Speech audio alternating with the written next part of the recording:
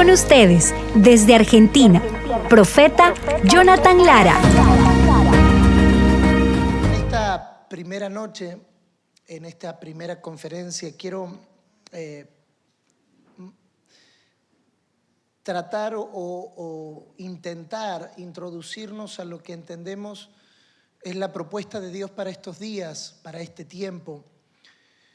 La palabra de Dios tiene múltiples dimensiones y uno de los aspectos más profundos de la palabra cuando es anunciada y cuando es predicada, es que si tuviéramos que ponerle como alguna alegoría o alguna metáfora, vendría a ser como una película en 3D. No sé si alguna vez tuve la experiencia de ver una película en 3D que te ponen las gafas y vos sentís que la bala te va a pasar por acá al lado y que el auto que está saliendo te va a chocar, porque se vuelve tan real, se vuelve en estas tres dimensiones. Y la palabra de Dios, cuando es predicada, tiene estas tres dimensiones. Resuelve, por un lado, nuestro pasado, clarifica u ordena nuestro presente y nos prepara para lo que ha de venir. La palabra de Dios es tan integral que cuando nos exponemos a la palabra del Señor, sabemos que en cualquiera de las formas en que la palabra del Señor es anunciada, tiene el poder de resolver nuestro pasado, de ordenar nuestro presente y de impulsarnos, desafiarnos, clarificarnos, mostrarnos. Y entendemos que estos días, este encuentro, tendrá estas tres dimensiones. Por momentos, la palabra resolverá cosas en nuestra vida que están irresueltas. Por momentos, ordenará cosas que estamos viviendo, pero al mismo tiempo nos va a desafiar a lo que viene. Y quiero pedirle que retenga estas tres expresiones: resolver el pasado, resolver la historia, ordenar el presente y prepararnos para lo que viene, porque tal vez en el decorrer de esta edificación que comienza hoy y terminará el domingo, algunas palabras que serán dichas tal vez no tengan tanto sentido, porque tal vez tu pasado no necesite ser resuelto. Pero tal vez para la persona que está a tu lado, esa palabra sea justa para resolver algo que no se podía resolver. Tal vez tu presente esté ordenado y tal vez haya palabras que escuches que digan, bueno, pero esto para mí no tiene mucho sentido. Pero tal vez el que está del otro lado necesita ordenar el presente. Pero hay un lugar donde todos nos encontramos y es en lo que viene. Y es ahí donde muchas palabras que serán dichas en estos días, mucho vocabulario, mucha claridad que vendrá sobre nosotros en estos días, tal vez no tenga que ver tanto con lo que vivimos o con lo que estamos viviendo, pero sí nos va a bautizar a todos como casa, como familia, en lo que vamos a vivir. Discernir las temporadas, discernir las estaciones, es una de las facultades que la iglesia necesita cada vez con mayor urgencia y con mayor necesidad afinar. Señor, háblanos, Señor, muéstranos, Señor, clarifícanos qué es lo que viene, porque no queremos vestirnos fuera de estación.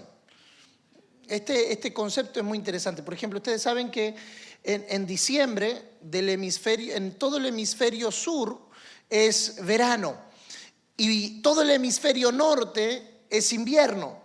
Entonces, por ejemplo, nos ha tocado en el mes de diciembre en Argentina, que hay temperaturas que hacen 40, 42 grados, subir a ministrar, no sé, por ejemplo, a Nueva York, que hace menos 7 grados.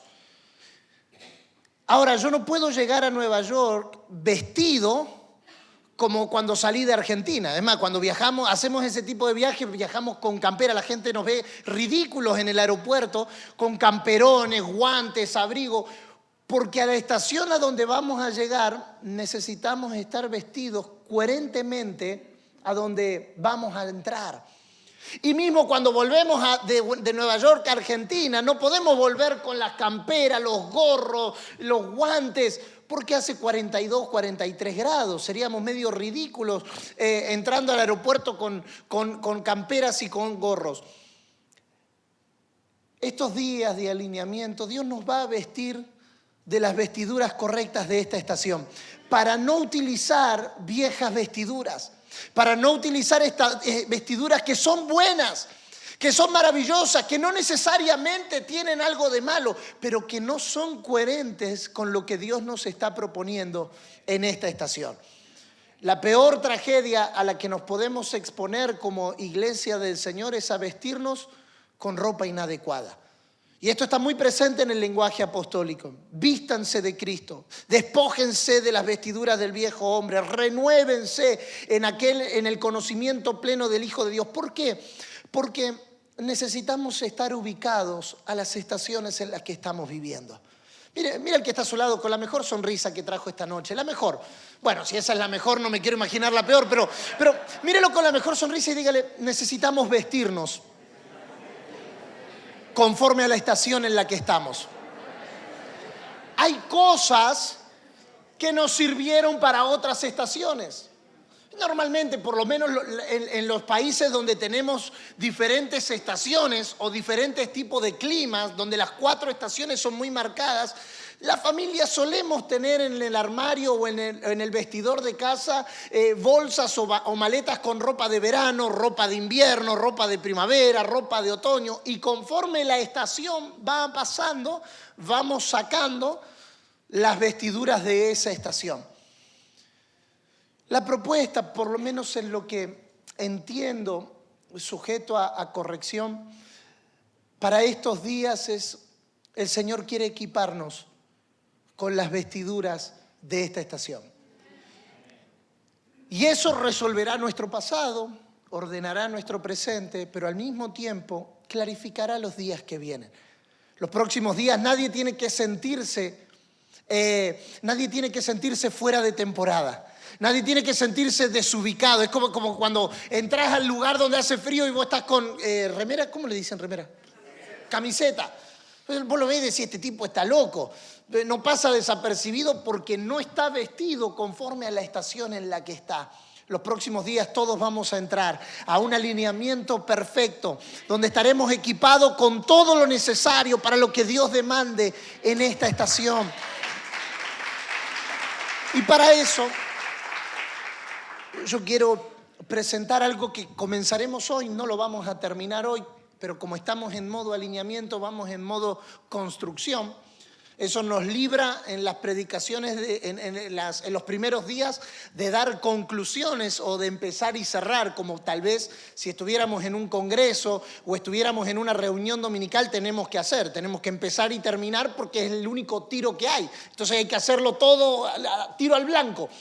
Estos encuentros están diseñados y están pensados con mentalidad de construcción. Es decir, donde terminemos hoy, comenzaremos mañana, y donde terminaremos mañana, comenzaremos el sábado, y donde terminemos el sábado, terminaremos el domingo. Y ahí sí esperaremos arribar a algunas conclusiones para el día domingo, pero tendrá mayor sentido en lo que el Señor está construyendo en nosotros. El tema que quiero desarrollar durante mis intervenciones en este encuentro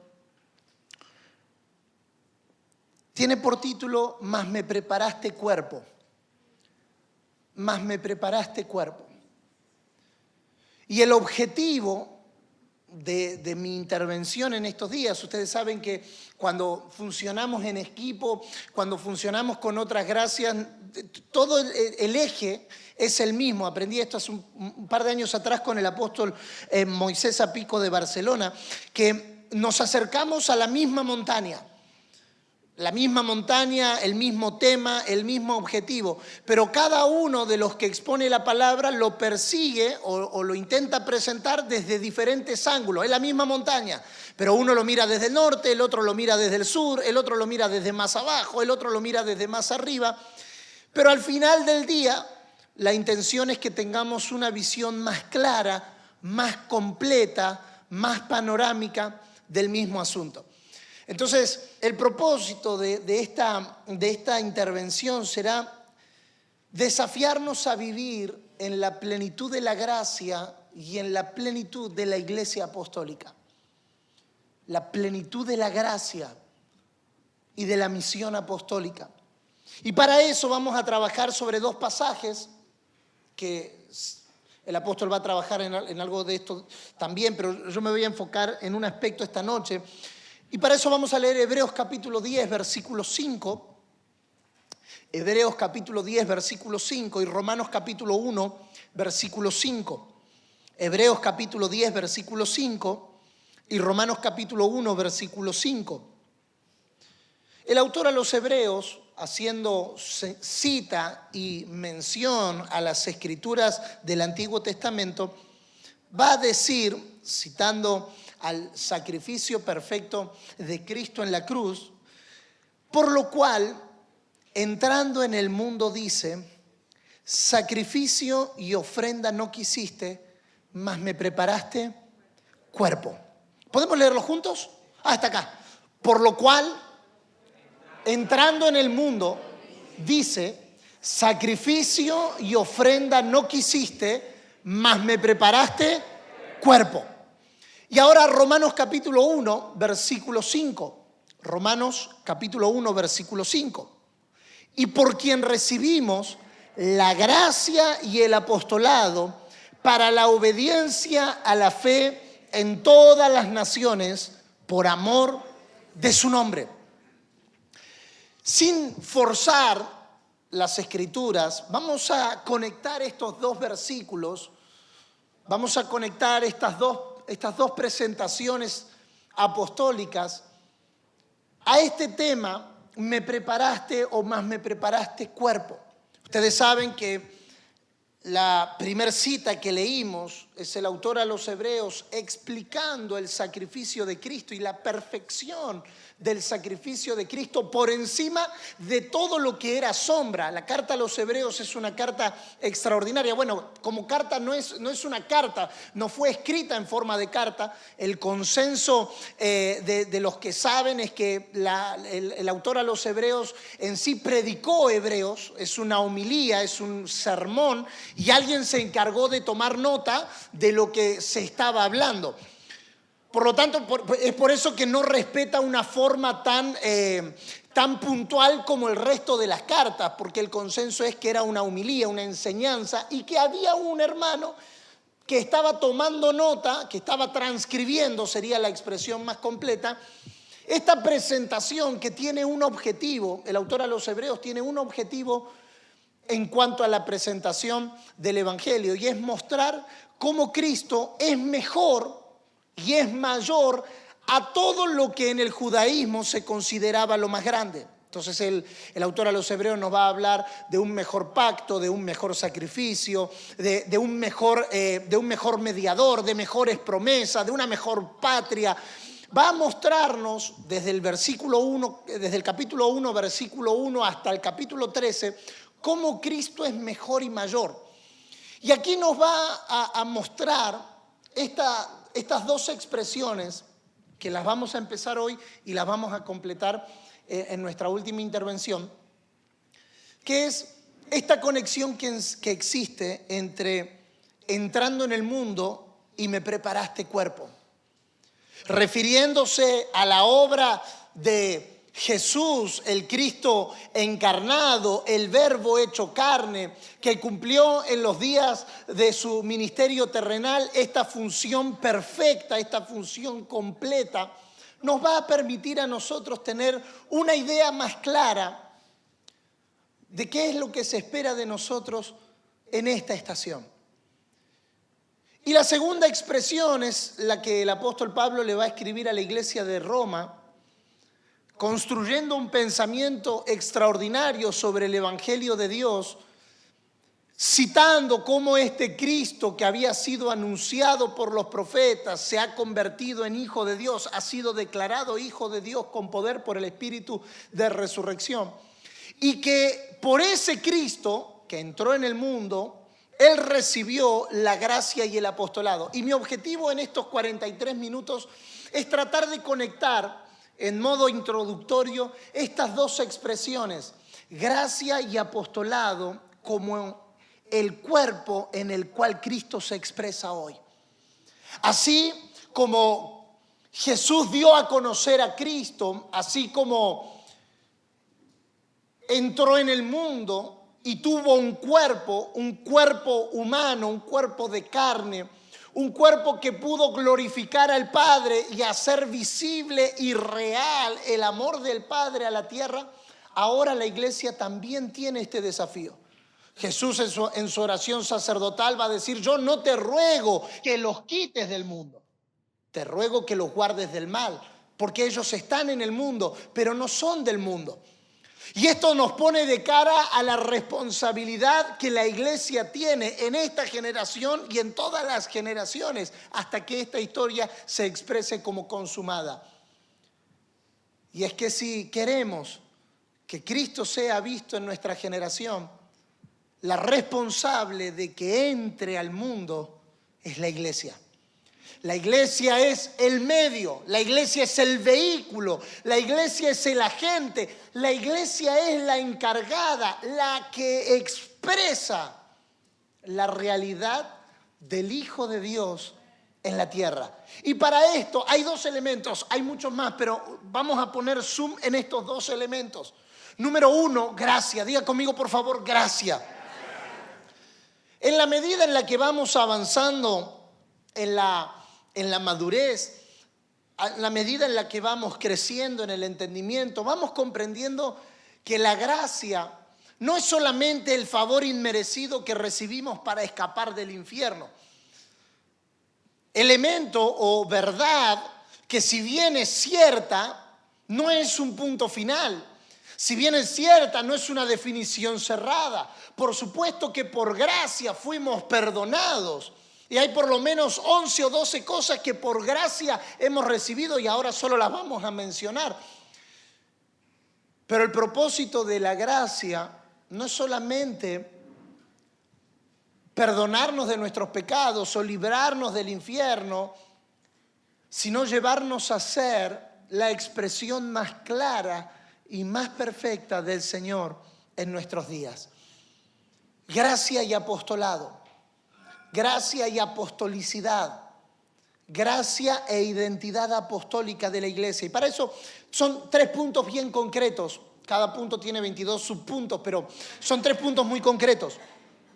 Número 1, gracia es la estructura interna del evangelio.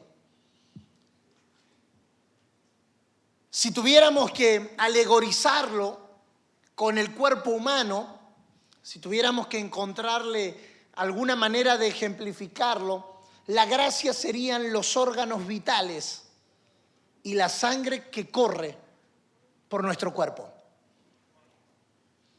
Es toda la operación interna. Usted y yo no vemos, no sabemos cómo opera a ciencia cierta nuestro cuerpo. No sentimos el torrente de sangre circulando ahora mismo por nuestra vena, pero si alguno de nosotros se clava un alfiler, va a sangrar porque la sangre está ahí. Que no lo veamos no significa que no esté. ¿Me siguen en la idea? Usted no sabe el comportamiento de su páncreas. Usted no pone la mano aquí y dice: el páncreas ahora está liberando. No, o sea, está ahí. Ninguno de nosotros va a hacer un curso 22 pasos para aprender a respirar, porque en el momento en que nacemos respiramos. Está adentro. Corre por nosotros, es lo que garantiza la vida, es lo que garantiza el funcionamiento. Por eso la gracia es tan esencial en el entendimiento de la iglesia, porque no entender la gracia es no entender la vida. Y el apostolado le vamos a poner, sujeto a corrección, pero es como tratando de ponerle alegoría a algo que no se puede alegorizar, pero para garantizar el entendimiento vamos a ponerlo así. El apostolado o lo apostólico no tiene que ver con personas, incluye apóstoles, pero no estamos, cuando hablamos de apostolado o apostólico, no estamos hablando de personas en primera instancia, aunque eso se encarna en personas y se expresa a través de personas, pero no es personas. Y si tuviéramos que alegorizarlo con el cuerpo humano, diríamos que lo apostólico o el apostolado es el órgano más extenso de nuestro cuerpo. ¿Cuál es el órgano más extenso de nuestro cuerpo? La piel. Porque la piel cumple 2 funciones. Número 1, hacia adentro. Número 2, es lo que le da silueta y le da expresión a lo que se ve hacia afuera. ¿Está conmigo? Usted y yo tenemos órganos vitales. Usted y yo tenemos 218 huesos, si no me equivoco. Eso mismo. Usted y yo tenemos un sistema circulatorio, tenemos un sistema nervioso, tenemos un sistema digestivo. Algunos lo tenemos más desarrollado que otros, pero eso es otra historia. Ahora, ninguno de nosotros va caminando por la calle y se encuentra con un esqueleto. Cada uno de nosotros tenemos una silueta, algunos un poco más marcada que otros, eso también es otra historia. Pero lo que hace la piel es darle forma a lo que se ve hacia afuera y proteger lo que está hacia adentro. Si estoy diciendo una herejía, después la tirás, pero no hay problema. Si el apóstol después dice que lo apostólico no es la piel, usted quédese con lo que el apóstol les dijo. Pero tratando de garantizar comprensión completa, cuando hablamos de gracia, hablamos de la estructura interna. Cuando hablamos del apostolado o lo apostólico, hablamos de la expresión externa. Por eso el apóstol Pablo va a conectar en Romanos capítulo 1, verso 5, la gracia y el apostolado en una misma idea. Sin gracia y apostolado operando juntos, no hay obediencia a la fe en todas las naciones.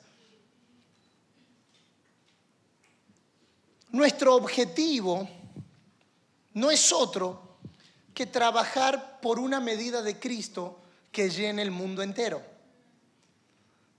Crecemos en madurez, avanzamos en el entendimiento, nos exponemos a la palabra del Señor, trabajamos y damos nuestra vida y más allá de nuestra vida para garantizar una medida de Cristo que llene el mundo entero.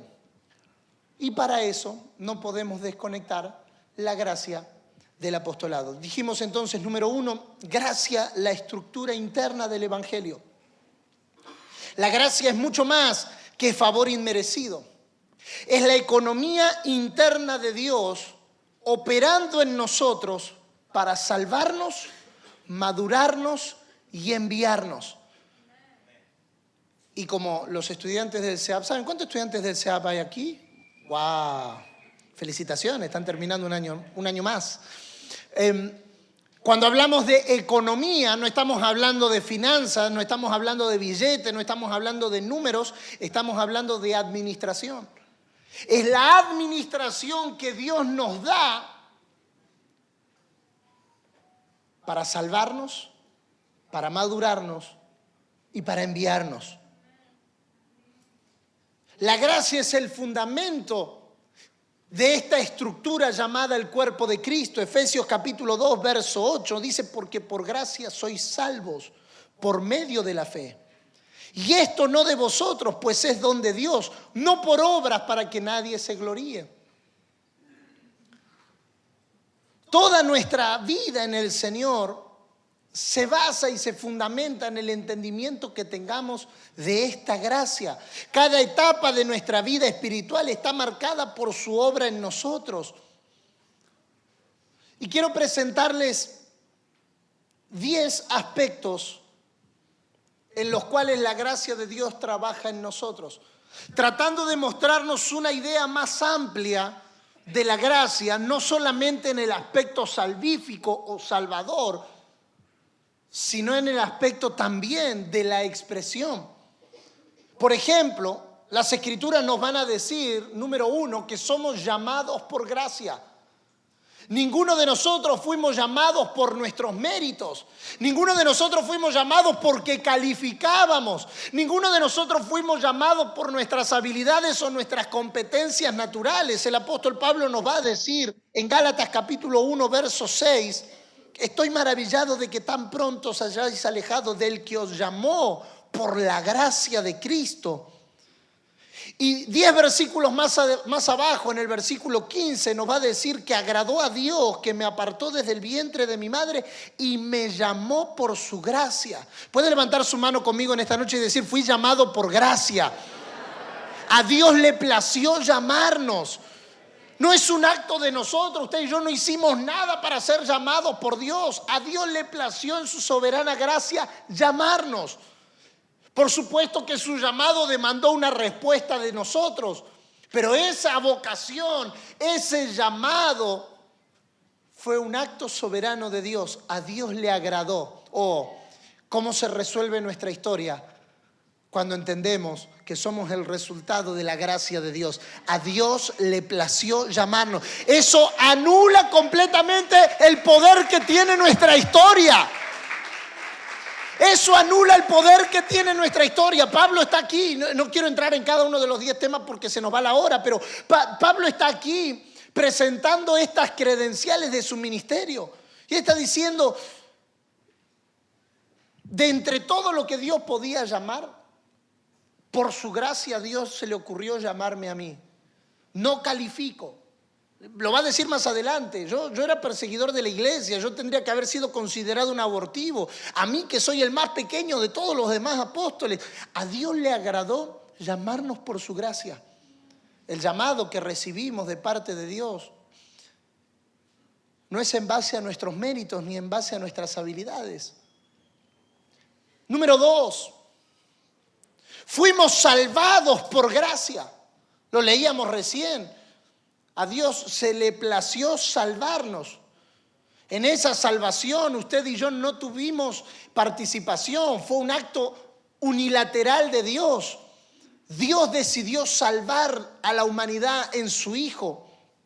Porque por gracia sois salvos por medio de la fe. Y esto no de vosotros, pues es don de Dios. Esto nos permite afirmar, la salvación no se logra por obras, sino que es un acto deliberado de Dios. Número 3, creemos por gracia. Ni siquiera el creer está desconectado de la gracia. Mire lo que dice Hechos capítulo 18, verso 27.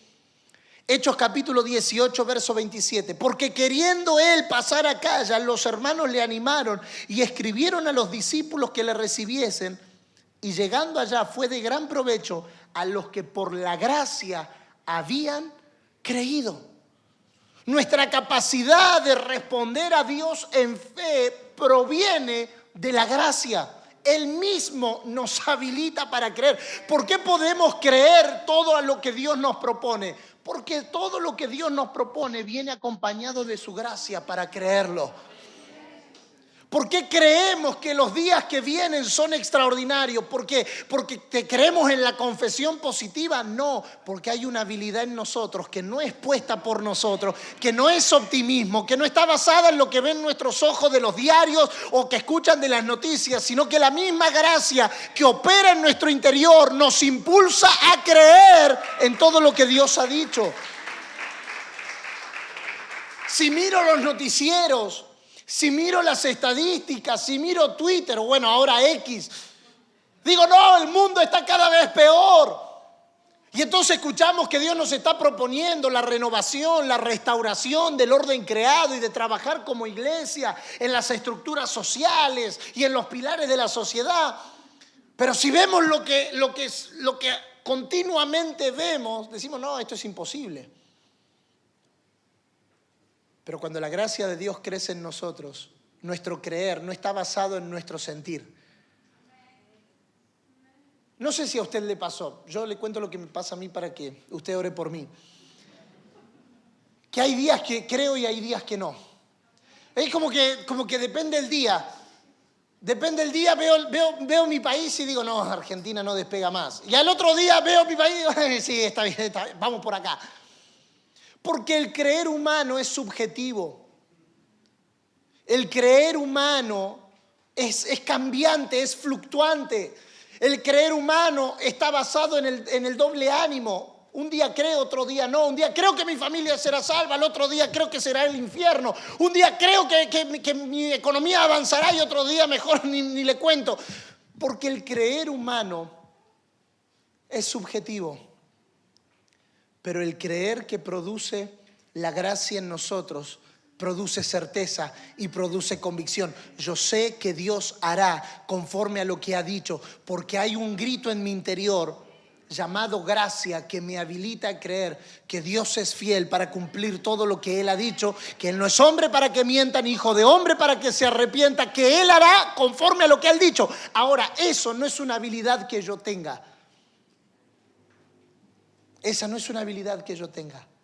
Ese es el resultado de la gracia de Dios operando en mi interior. Número 4, somos justificados por gracia. Nuestra posición ante Dios es segura, no por nuestras obras, sino porque hemos sido declarados justos por medio de Cristo. Esto anula cualquier sentimiento de meritocracia que pueda operar entre nosotros. El arte o la capacidad de creer que por mis méritos soy declarado justo delante de Dios. Ahondar en la justificación, hermanos, es extraordinario. Estamos desarrollando una serie de enseñanzas sobre doctrinas fundamentales y venimos desarrollando ahora este último martes hablando acerca de la obra de la justificación. Este pasaje de Romanos capítulo 5, verso 1 que a Martín Lutero se le iluminó en una mañana y le revolucionó la vida y cambió el curso de la iglesia en los siguientes 500 años. Justificados pues por la fe, tenemos paz para con Dios mediante Jesucristo nuestro Señor. Mi justificación, mi posición, declarado justo delante de Dios. ¡Wow! Yo no puedo ser justo en mis propias obras. No puedo ser justo por lo que haga. No puedo ser justo porque un día me porte bien y otro día me porte mal. Soy justo porque Él, por gracia, me ha declarado justo delante de Dios y me ha imputado la justicia de Él. ¡Wow! Romanos 3:24 dice, siendo justificados gratuitamente por su gracia, mediante la redención que es en Cristo Jesús. Usted y yo no hicimos nada para ser justificados. Fue un acto de la gracia de Dios operando en nosotros, testificando en nuestro interior que hemos sido redimidos en Cristo Jesús, testificando en nuestro interior que no hay más condenación para los que están en Cristo Jesús. Claro, aquí conectamos versículos bíblicos, pero son verdades extraordinarias en la mente de aquel, en la mente y en el corazón de aquel que se ve justo delante de Dios. Pero no en mi propia justicia, sino en la justicia que es por gracia. Wow. Número 5, si entramos en cada uno de estos temas no llegamos más, pero número 5, glorificados por gracia. Su gracia no solo nos sostiene hoy, sino que asegura nuestra glorificación. Justificados pues por la fe tenemos paz para con Dios por medio de nuestro Señor Jesucristo, por quien también tenemos entrada por la fe a esta gracia en la cual estamos firmes y nos gloriamos en la esperanza de la gloria de Dios. Pero al mismo tiempo, número 6, lo que somos es por gracia. Somos por gracia. Nuestra identidad como hijos de Dios está fundamentada en su gracia.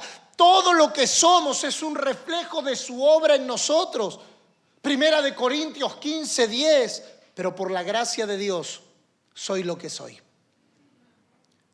No podemos jactarnos. Esa expresión apostólica en 1 Corintios 1 rompe con la meritocracia. Lo vil, lo necio, lo menospreciado, escogió Dios. O sea, si usted y yo nos sentimos escogidos por Dios, tenemos que saber que éramos necios, vil y menospreciados. Ay, pastor, es que usted no sabe, nadie me quiere. Precisamente por eso te escogió Dios. Lo vil, lo necio, lo menospreciado. Ay, pastor, pero yo soy un terco. Precisamente lo vil, lo necio y lo menospreciado. Y Dios lo escogió con una razón, para que nadie se jacte en su presencia. Yo no soy. El concepto que está planteando aquí el apóstol Pablo es, si hay algo, yo he trabajado más que todos estos. He trabajado más que todos estos santos. He hecho más que todos ellos. Pero no yo, porque lo que hago es el resultado de lo que soy. Y lo que soy es por la gracia de Dios. ¿Cómo haces tal cosa? No soy yo, es la gracia de Dios operando en mí. Número 7. No, 6 es somos por su gracia. 7. Yo tengo las notas acá dicen 7. Si se quedó en el 6, hay dos opciones. O yo no mencioné alguna, vamos a mencionarlas todas para garantizar que estemos todos llegando al mismo. Número 1, llamados por gracia. ¿Estamos bien? Número 2, salvados por gracia. Número 3, creemos por gracia. Número 4, somos justificados por la gracia. Número 5, somos glorificados por la gracia. Número 6, somos por gracia. ¿Estamos bien? Número 7 entonces. Hacemos por gracia.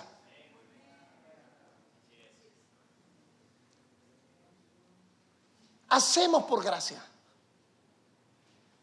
La gracia no solamente nos define, no solamente moldea nuestra identidad en base a quiénes somos. ¿Qué somos? Había una vieja publicidad de nuestro país, no sé si aquí llegó, que había un grupo de entrenadores que era para natación, ¿no?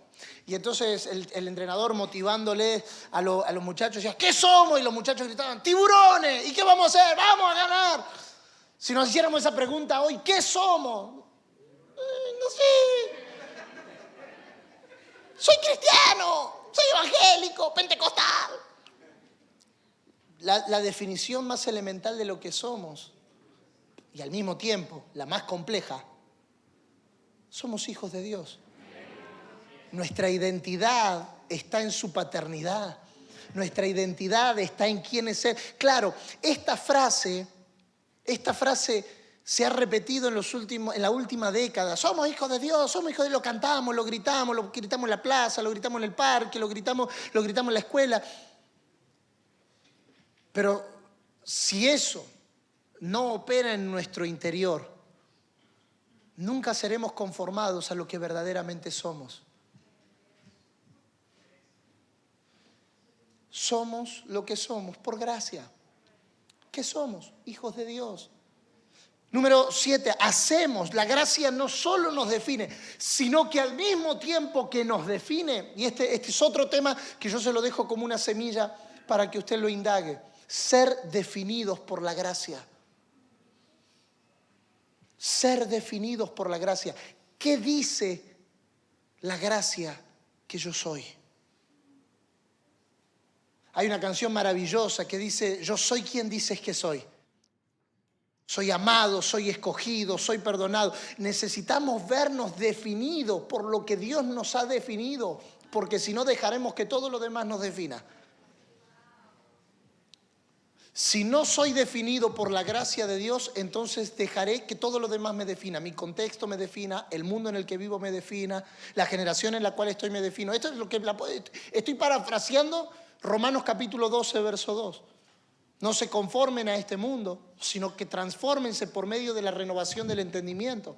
Si no me transformo, en otras palabras, si no dejo que la gracia de Dios me defina, entonces mi contexto me va a definir.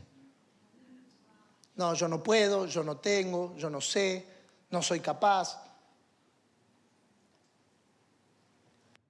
La gracia no solo nos define, sino que al mismo tiempo que nos define, nos capacita para obrar en su propósito. Nuestras obras, nuestra habilidad, nuestra capacidad no proviene de nuestras fuerzas, sino del suministro divino de su gracia. Cada uno, primera de Pedro 4:10, cada uno según el don que ha recibido, ministrelo a los otros, como buenos administradores de la multiforme gracia de Dios. Número 8. 18. Número 8. Somos suministrados por gracia. Dios nos equipa con todo lo necesario para cumplir su propósito, proporcionándonos gracia en abundancia para cada situación. Segunda de Corintios 9:8, el apóstol Pablo va a hacer esta declaración sublime. Y poderoso es Dios para hacer que abunde en vosotros toda gracia, a fin de que teniendo siempre en todas las cosas todo lo suficiente, abundéis para toda buena obra. ¿Qué es ser suministrados por la gracia? ¿Qué es estar conectado a la gracia de Dios? Es recibir el suministro necesario para cumplir con todo lo que Dios nos envíe a hacer, sabiendo que cuando Dios nos envía en una misión, nos equipa, nos suministra y nos da en abundancia todo lo necesario. No somos nosotros, no son nuestros talentos, no son nuestras habilidades. Yo cuando el pastor te envía a orar por alguien, vos decís, ¿cómo voy a orar? Y de repente pones la mano y sale una palabra que vos decís, pero yo no tenía pensado esto. Es que precisamente cuando somos enviados por Dios, lo que se activa es el suministro abundante de la gracia. Claro, en el medio aparece todo nuestro yo, super yo, recontra archimega yo, diciendo, ¿y si orás y se muere? ¿Y si orás y no pasa nada? ¿Y si orás y no se sana?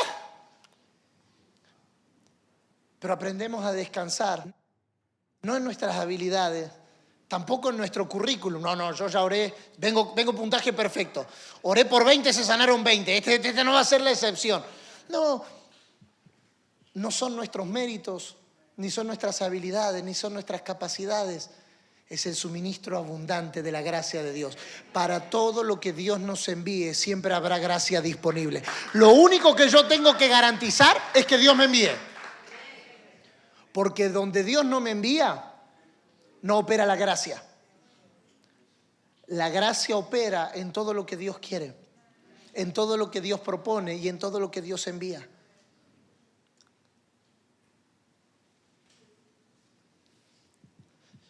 Vamos a avanzar un poquito más. Somos socorridos. Número 9, somos socorridos por gracia. Acerquémonos, pues, confiadamente al trono de la gracia para alcanzar misericordia y hallar gracia para el oportuno socorro. Hay momentos donde lo único que nos queda, Hebreos 4:16 es la cita. Lo veo ahí alguno como copiándose. ¿Vos? ¿Hebreos cuánto? Hay momentos en nuestras vidas donde lo único que nos queda es acercarnos confiadamente al trono de la gracia y experimentar el socorro. Esa expresión, esa palabra socorro es fuertísima, hermanos. Da literalmente la idea de alguien que se está ahogando en el océano y aparece alguien con un salvavidas. Pero que esta persona ya está en las últimas, ya está cansado de pelear y se está entregando a ser ahogado, a ser sobrepasado. Y de repente recibe un salvavidas que los socorre. Esta expresión de la gracia de Dios en forma de socorro. Ser socorridos. Número 10. Bueno, no se enoje. Número 10. Somos provocados a la madurez por gracia. La meta de Dios con nosotros, y con esto vamos a cerrar para conectar a lo que vamos a hablar mañana. La meta de Dios con nosotros no es solamente experimentar la gracia como un suministro interno. No es simplemente tomar de la gracia como un recurso ilimitado, porque la gracia de Dios es ilimitada y abundante y está a nuestra disposición por la obra de Cristo y por sus méritos. No es solamente dejarnos, y conecto con lo que hablé. Estos días estaba escuchando lo que compartimos aquí en el 2022, la última vez que estuvimos juntos, cuando hablamos de salvación y justicia. La meta de Dios no era solamente salvarnos, sino llevarnos a una vida justa. Y para eso el elemento que Dios utiliza es provocarnos, desafiarnos a la madurez. Esta misma gracia que opera en nosotros, salvándonos, llamándonos, escogiéndonos, apartándonos, suministrándonos. Esta misma gracia que opera en nosotros, socorriéndonos. Esta misma gracia que opera en nosotros, definiéndonos. Esta misma gracia que opera en nosotros, facultándonos. Es la misma gracia que nos desafía a la madurez. Porque la gracia de Dios se ha manifestado para salvación a todos los hombres. Pero no solamente para salvación, sino que nos enseña que renunciando a la impiedad y a los deseos mundanos, vivamos en este siglo sobria, justa y piadosamente. 3 expresiones de la madurez en Cristo: vida sobria, vida justa y vida piadosa. La gracia no es solo el punto de partida de nuestra vida en Cristo, sino que es la economía divina que sustenta cada aspecto de nuestra vida en Él. Pero esta misma gracia, a la cual fuimos llamados como a una estructura interna, algo que nos da vida en el interior, que nos vivifica, que cumple estas y más expresiones que encontramos en las Escrituras, demanda de nosotros. Claro, yo he encontrado a lo largo de estos años, de estos últimos años, 2 o 3 posturas frente a la gracia de Dios. Número 1, el decir: Cristo ya hizo todo, yo no tengo que hacer nada. Yo ya no tengo que hacer nada porque total Cristo ya hizo todo. Y yo ahora vivo en la gracia de Dios. Segundo, la postura de que Cristo hizo todo, pero eso también significa que yo también tengo que hacer algo. Y eso nos pone a nosotros en el lugar donde nosotros podemos hacer la obra de Dios. Y la verdad es que nosotros no podemos. Porque si podemos, deja de ser obra de Dios. Por un lado, Cristo ya hizo todo, yo no tengo que hacer nada. Por el otro lado, Cristo ya hizo todo, yo tengo que hacer algo. Y en el medio de estas 2 tensiones encontramos la palabra de equilibrio. Es Cristo hizo todo. Y nosotros trabajamos, colaboramos para que aquello que hizo Cristo se haga una realidad en nuestros días. ¿Por qué si Cristo salvó al mundo nosotros seguimos predicando? Porque las personas tienen que ser notificadas. Ese es nuestro ministerio. Pablo nos dice en 2 Corintios 5 que el ministerio que nos ha sido dado es el ministerio de la reconciliación, en el cual nosotros le notificamos a las personas que Dios ya no está enojado con ellos, que Dios en Cristo reconcilió consigo al mundo. Y ese es el objetivo de nuestra predicación. El objetivo de nuestra predicación, el objetivo del evangelismo, de la evangelización, el del anuncio de las buenas nuevas, ese es el motivo de la movilización apostólica, ese es el motivo, hacerle saber a las personas lo que Cristo hizo.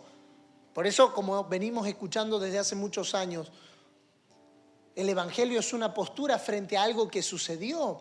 Somos heraldos, somos anunciadores, somos predicadores de lo que Cristo hizo, de lo que Cristo venció, de lo que Cristo nos dio en aquella cruz. Pero esta misma gracia demanda de nosotros 2 cosas. Número 1, perseverar en la gracia. Diga conmigo, por favor, perseverar en la gracia. ¿Podemos buscar Hechos capítulo 13, verso 43, por favor? Si podemos ponerlo en pantalla, Hechos 13, 43. Y despedida la congregación, muchos de los judíos y de los prosélitos piadosos siguieron a Pablo y a Bernabé, quienes hablándoles les persuadían, ¿a qué? A que perseverasen en la gracia de Dios. Esta gracia que hemos recibido demanda de nosotros perseverancia. Es interesante, esta palabra perseverar es la palabra epínemo en griego, que significa permanecer en algo que está en constante adición o en constante suma, dándonos la idea de que la gracia en nosotros no opera en una forma estática. Por eso quedarme solo con la gracia que me salva y no en la gracia que me conforma a la imagen de su Hijo es dejar de permanecer en la gracia o dejar de perseverar en la gracia. Por eso somos llamados, según Juan capítulo 1, a tomar de esta gracia, gracia sobre gracia. Permanecer, la idea de gracia sobre gracia, a mi hija le gusta mucho jugar al Jenga. Sacar la fichita, sacar la tableta y ponerla arriba. La idea de gracia sobre gracia es sumar a gracia para salvación, gracia para conformación. Y a gracia para conformación, gracia para definición. Y a gracia para hacer. Y a gracia para hacer, gracia para glorificación. Ir perseverando. Ahora, la perseverancia es mucho más que estar. No, yo estoy acá hace 20 años. Yo estoy acá desde que abrió Transformado. He permanecido en esta casa y no me he ido. Sí, pero si la permanencia no va acompañada de perseverancia, es solo estar. El hermano mayor del hijo pródigo permaneció en la casa, pero no permaneció en la gracia. Porque digo, yo me he quedado. Me quedé, el otro se fue y encima hace fiesta. Yo que me he quedado, no han matado ni un cabrito. Claro, es que permanecer es incompleto si no va acompañado de perseverancia. Si no vamos añadiendo. Este es el concepto del apóstol Pedro cuando dice: añadid a vuestra fe virtud, y a la virtud conocimiento, y al conocimiento amor fraternal. Es la idea de poner un gancho y ir sumando en base a ese gancho. Ir añadiendo, perseverando, permanecer sumando.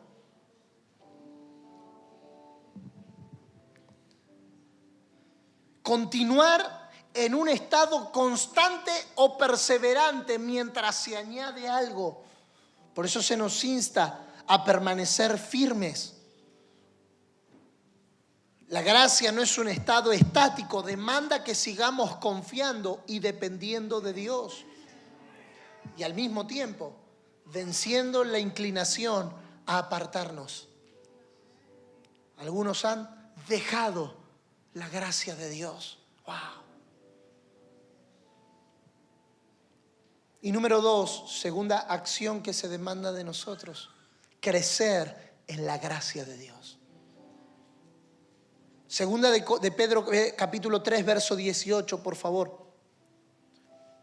Antes bien, creced en la gracia y en el conocimiento de nuestro Señor Jesucristo y Salvador Jesucristo. Creced en la gracia. Venía estudiando en el avión esta palabra crecer. Y es una palabra tremenda. Yo les confieso, nunca la había considerado con este entendimiento. Porque no estamos destinados a estancarnos en la gracia, sino a crecer en ella. La gracia es una economía vasta y que debe ser explorada por completo, pero este crecimiento no es automático. Es el fruto de nuestra cooperación con la vida de Dios en nosotros.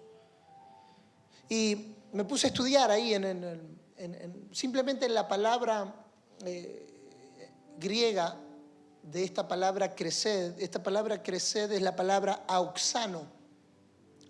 Auxano con X, que significa exceder, incrementar y crecer. Y me gustaría decirle que esto que viene ahora fue una inspiración que vino de Dios, pero no, lo saqué de un comentario bíblico al margen de esta cita. Pero quiero leérselo como lo copié textual, porque es muy interesante la descripción que da y creo que va a hacer mucho sentido. Para que alguien o algo crezca, y se utiliza la palabra auxano, debe actuar sobre un poder exterior o tener el elemento de vida dentro de él o dentro de eso.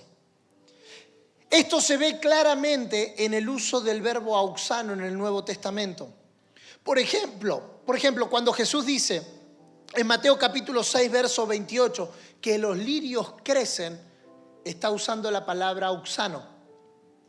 Cuando habla en Mateo capítulo 13, verso 32, de la semilla que crece, está hablando la palabra auxano. En Marcos capítulo 4, verso 8, Jesús va a decir que el fruto proviene de las semillas. Está usando la palabra auxano.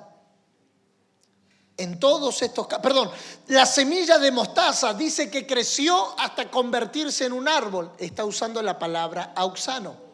En todos estos casos, la palabra crecer hace referencia a algo vivo que podía crecer debido al elemento de vida dentro de esas semillas.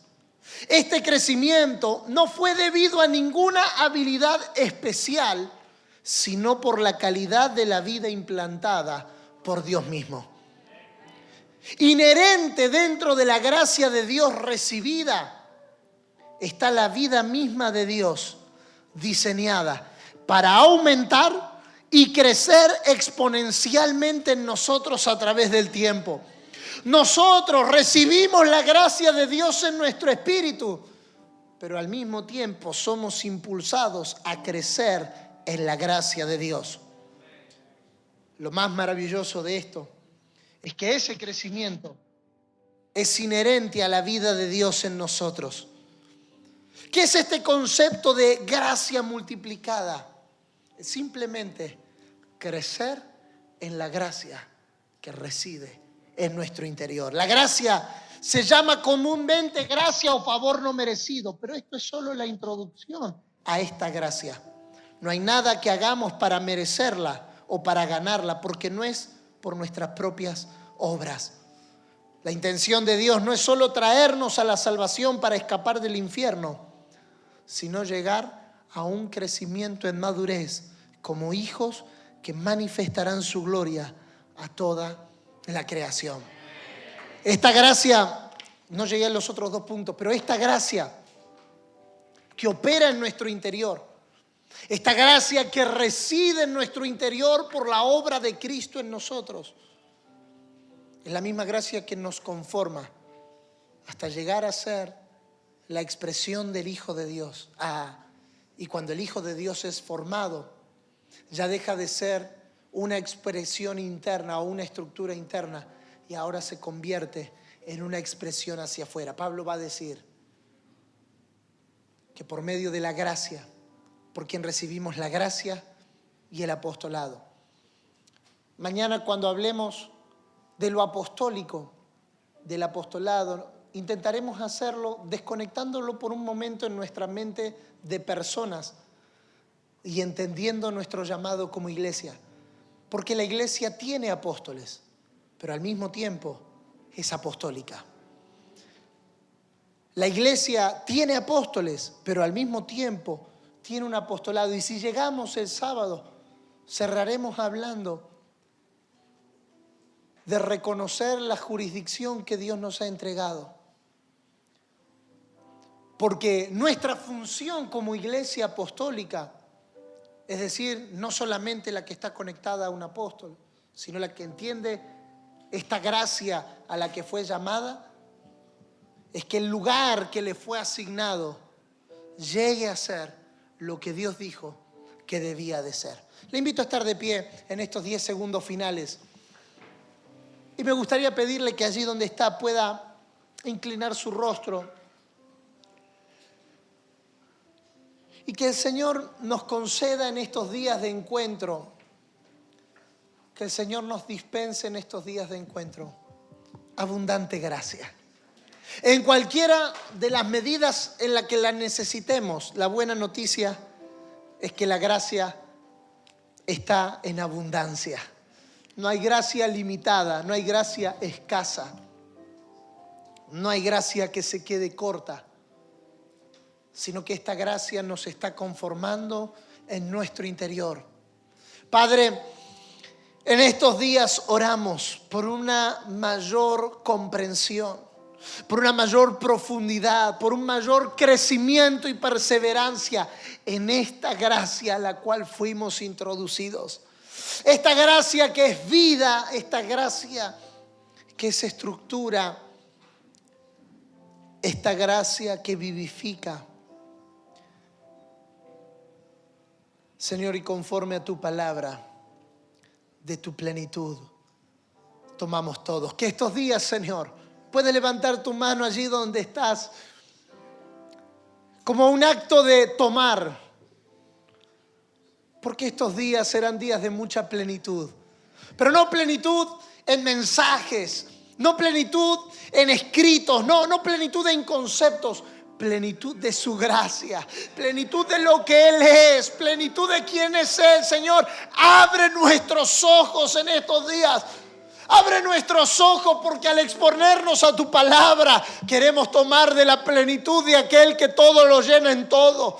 Y si hubiera entre nosotros, Señor, alguien que está vacío de esta plenitud, que por la suministración de tu Espíritu, por el estar juntos, tomemos de esta plenitud, y esta plenitud llene nuestro interior, y esta plenitud nos fortalezca, y esta plenitud nos renueve, y esta plenitud nos sane, y esta plenitud nos libere, y esta plenitud nos restaure, y esta plenitud nos socorra, porque hay abundante gracia. Hay abundante gracia, hay abundante gracia para tus hijos, hay abundante gracia para esta casa, hay abundante gracia para esta ciudad, hay abundante gracia para esta nación. La gracia de Dios ha sido dada en Cristo para llenarlo todo en nuestro ser. Señor, estos 4 días que nos exponemos a ti y a la palabra de tu gracia, satúranos, llénanos, imprégnanos, haznos plenos en la gracia de Dios que es en Cristo Jesús, para que la conformación interna encuentre en nuestros días una silueta. Tú te has preparado cuerpo en Guayaquil, tú te has preparado cuerpo en Ecuador, tú te estás preparando cuerpo en las naciones de la tierra para darte a conocer a nuestra generación. Gracias por tu obra, Señor, en nosotros y a través de nosotros.